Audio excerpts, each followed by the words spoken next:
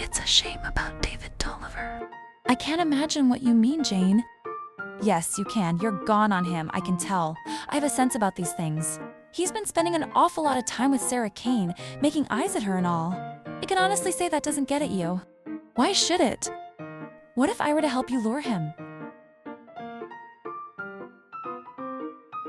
Ginny, I suppose I've become the object of matchmaking. A girl called Jeanette, or as I call her, Impish Jane, has somehow gotten it into her head that I'm in love with our old friend David Tolliver and Ginny.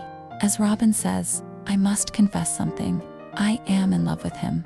I have been since that perfect summer as girls. There isn't much to say about it, really. No matter how many beaux have come my way, it's only David I've desired. I threw that concert in Wooded Hills to show him how interesting music could be, since I heard he didn't care for it. It pleased me greatly that he practically begged for an invitation, and when he did not come, I quietly devastated over it. And when he wrote me a letter of apology, I was hurt, and I didn't forgive him. Most ridiculously of all, I've come to live in the countryside over England and attend Sweet Fern because I knew he would be at the agriculture school. The odd thing is, I didn't know any of this until now. Isn't that a strange way to live? Me, who thought I would never marry, and now it seems he's set his sights on someone else. But worry not, sister. Jane has a plan. First, Jane and I arranged for our debate club to host a Winterfest goods bazaar in the square. David is part of the club. We imagined he might like a good and generous girl, but oh, he spent the entire bazaar talking with Sarah, of course. No amount of good, pointed, and confident debate could rouse him from that girl's attention. The second of Jane's plan was to find out what David liked to read, and then talk about it loudly to attract conversation. That too was a failure. We even tried something a bit underhanded, I must say. I played well a few complicated pieces in front of Sarah herself. Jane said Sarah would surely mention my playing to David, and as a result, he would be reminded of my existence, at least. But that only prompted Ms. McVie to say the most amazing thing. She said I had improved past the point of her talent, and said the only thing for me now was to attend a college of music. She knew of one and offered to write me a letter of recommendation to a friend of hers. France, Scotland, England, all places I could tour, as she had done, she said. That was what I was thinking of when Jane told me that the final stage of her plan was underway. I tried to ask about this final stage, but Jane said it was already done, and not to ask more questions.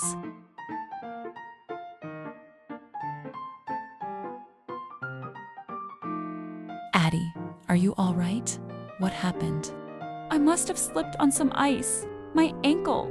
I'll walk you home. Your uncle is the doctor, right? I wouldn't learn until later that Impish Jane had watered the last step and warned everyone else of the ice, all save for me. Why don't we sit and rest your ankle a while? I should be angry. It's taken weeks for my ankle to heal. But Ginny, how wonderful that long walk home was, and how wonderful the days have been since. I thought I hated the countryside, but it's brought such pleasure to me in the end.